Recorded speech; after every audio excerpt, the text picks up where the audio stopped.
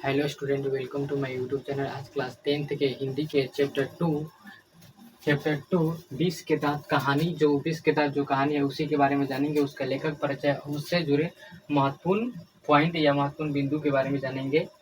तो लेखक परिचय है इसका, जैसे कि इनका लेखक 20 के दांत के लेखक है। लेखक के नाम है नलिन बिलोचन शर्मा। उनका जन्म 18 फरवरी 1916 ईस्वी बदरघाट के पटना में हुआ था। पटना में यही बदरघाट के उनके पिता का नाम था पंडित रामावतार शर्मा। माता के नाम था रत्नावती शर्मा। उसके बाद उनकी मृत्यु हो गई थी 12 सितंबर 1961 ईस्वी की। इनका प्रसिद्ध रचना है दृष्टिकोण, साहित्य का इतिहास, दर्शन, उसके मानदंड सात, उसके परंपरा, कहानी का संग्रह आदि। उसके बाद इस चैप्टर से जुड़े महत्वपूर्ण बिंदु के बारे में जानेंगे कि इस चैप्टर में क्या घटना हुआ था।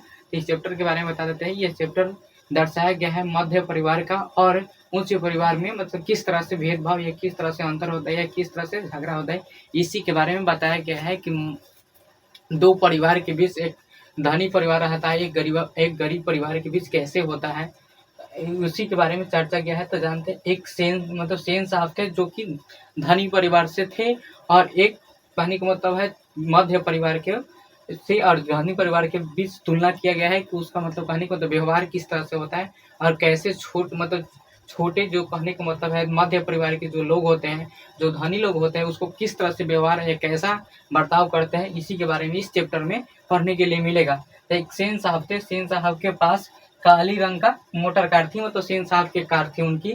मतलब सेन साहब बड़े मतलब धनी आदमी थे जिनके पास एक कार थी, उनके पास सब चीज थी, मतलब धनी व्यक्ति थे। उनके पास 5 लड़कियां थी, और 5 लड़कियां के बाद एक पुत्र हुए थे। मतलब बुढ़ापे में एक लाठी के सहारा पुत्र हुए थे। पुत्र का नाम खोखा था। पुत्र का नाम क्या था? खोखा था। उन्हीं चैप्टर के बारे में, इसी के बारे में जानेंगे। तो इसका लिखल है 20 के दांत कहानी, पाठ्य के दांत तथा अन्य कहानियों संग्रह से लिया गया है। उसके बाद लिखल है वाफिला शब्द का अर्थ होता है परिचित होता है। उसके 20 के दांत कहानी मध्य वर्ग के अंत विरोधी को उजागर करती है। उसके लिखल है मदन की उम्र 5 से 6 वर्ष, मतलब 5 या 6 साल का था। सेन साहब की 5 लड़कियों सुशील थी। उसके सेन साहब अपने पुत्र खोखा को बिजनेसमैन या इंजीनियर बनाना चाहते थे। मोटर कार को खोखा से खतरा था। सेन साहब की आंखों का तारा खोखा था। और इधर है सेन साहब के मित्र पत्रकार था। उसके सेन साहब की motor car stream yield company का था। उसके सेन साहब की मोटर कार की कीमत 7,500 थी। मतलब ये इसमें से क्वेश्चन जाने की किस तरह से क्वेश्चन पूछा जाता है।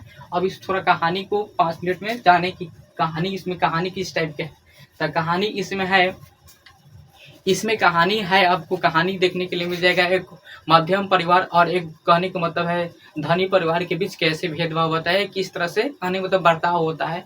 तो एक कहने का मतलब है एक धनी परिवार जो सेन साहब थे, सेन साहब की पत्नी, उनकी 5 लड़कियां थी और एक बुढ़ापे की एक सहारा खोखा था जो बहुत मान दुलार से हुआ था। उन्हीं के बारे में बताया गया था। एक मध्यम परिवार की एक लड़का था, मध्यम परिवार के मतलब कहने का घर था जिसमें मदन था और मदन के पिता इनके यहाँ सेन साहब के यहाँ काम करता था।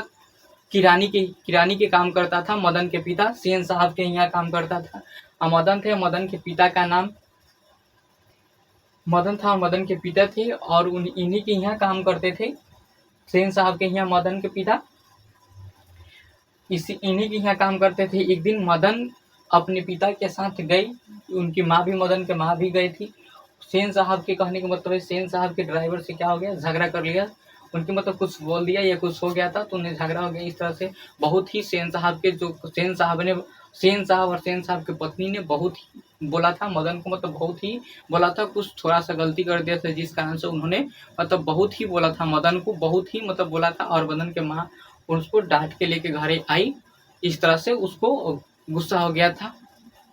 और उसका जो बेटा था, सेन साहब के जो बेटा थे खोखा, वे बहुत कहने का मतलब है कहने का मतलब है उनका, कहने का मतलब है बहुत ही मतलब बोलते बोलते नहीं थे, बहुत ही काम करते थे। वो कहने के मतलब वो अपने बेटे को, खोखा को इंजीनियर बनाना चाहते थे या बिजनेसमैन बनाना चाहते थे अपने खोखा को, इसलिए उसको बहुत ही लाड प्यार या बहुत ही अच्छा से जानते हैं। उनका जो पांचों बेटी थी बहुत ही सुशील और संस्कारी थी, जो कि खोखा जो था उसका उल्टा था, कहने का मतलब कोई बात उत नहीं मानता था, क्योंकि एक था लाडला प्यार दुलारा था, जिससे कहने का मतलब है अपने मतलब बस में नहीं था, अपने माता पिता को कहने का मतलब है कह सकते हैं कि वो बात किसी का नहीं मानता था। इस तरह से एक दिन हुआ क्या, खोखा को मतलब बहुत प्यार मिलता था, जिस तरह से मदन उस दिन बोली भी सुन गया खोखे के कारण, या उसकी खोखा उसकी सेन साहब बोले थे उसको, कहने का मतलब है मदन को बहुत ही बुरा लगा था, और कहने का मतलब ये बात को दिल पर ले लिया था। तो एक दिन क्या हुआ था, मदन खेल रहा था, उसी समय खोखा भी आया लट्टू खेलने के लिए, लट्टू नचा रहा था उस समय कौन आया, खोखा भी आया कि हमको भी लट्टू खिलाओ। बाकी मदन याद रखा था, इसलिए मदन लट्टू नहीं खिलाया।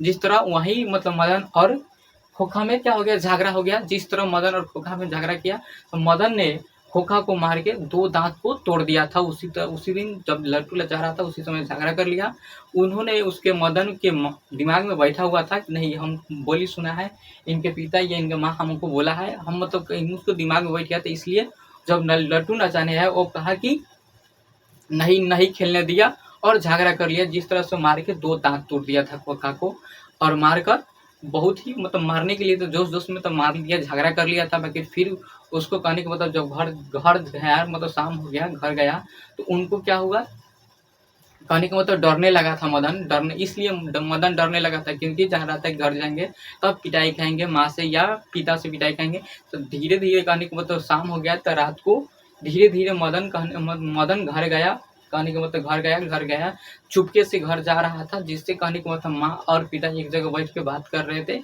मदन चुपके से सोचा कि घर जाके हम सो जाएंगे तो बिहान जो देखा जाएगा होगा। बाकी जैसे ही जा रहा था अंदर घर में प्रवेश किया, वैसे ही कुछ हाथ से लग के कुछ गिर गया, थाली या कुछ गिर गया, जिससे आवाज आई। उसके आवाज आने से उसकी माँ और पिता जान गए। जानने के बाद वे, कहने का मतलब उनके पिता भी जान रहे थे कि मदन ने क्या किया है, खोखा को 2 दांत तोड़ दिया है, उससे उसको नौकरी से मतलब निकाल दिए। सेन साहब अपनी नौकरी से, अपनी यहाँ नौकरी से भी उसको उसके मदन के पिता को निकाल दिए थे। वो अपने घर आ गए थे, दुखी थे। ये बात उनको पता चल गया था मदन के पिता को कि मेरे बेटा झगड़ा की है, कि उसको खोखा को मार के 2 दांत तोड़ दिए हैं। इसी कारण से उसको नौकरी से मतलब अपने सेन साहब ने अपने यहाँ नौकरी से निकाल दिया। इस कारण से वे आ गए थे घर पे और बहुत ही उदास थे। और इस बात को पता चल गया था, तो जब मदन आया तो मदन को देखे तो गले से लगा लिए। इसको देख कर मदन उल्टा सोच रहा था कि हमको घरे पिटाई लगी, बाकी उसके पिता मारे नहीं, उसके पिता गले से लगा लिए। इस तरह से मदन अंदरे अंदरे खुश हो गया कि देखिए, कहने को तो हम सोच रहे थे क्या क्या हो गया। तो मदन के पिता ने बोला कि जो हम नहीं कर सके वो तुम करके दिखाया। इसलिए कहने का मतलब इससे यही कहा गया है कि जो छोटा लड़का है, में कहने का मतलब कोई चीज़ नहीं होता है कि आप बड़ा है कि छोटा है, आप अमीर है कि धनी है, इसमें कोई फर्क नहीं रहता है। बाकी जो सियाना रहता है, उसके पिता समझदार थे, जहाँ रहते कि हमसे वो बड़ा है, उनसे लफड़ा करना या झगड़ा करना अच्छी बात नहीं है। बाकी वे तो छोटा बच्चा तो नहीं जा रहा है, इसलिए नहीं जा रहा था, उसलिए अपने कहने का मतलब है उन्हें झगड़ा किया, दांत तोड़ दिया।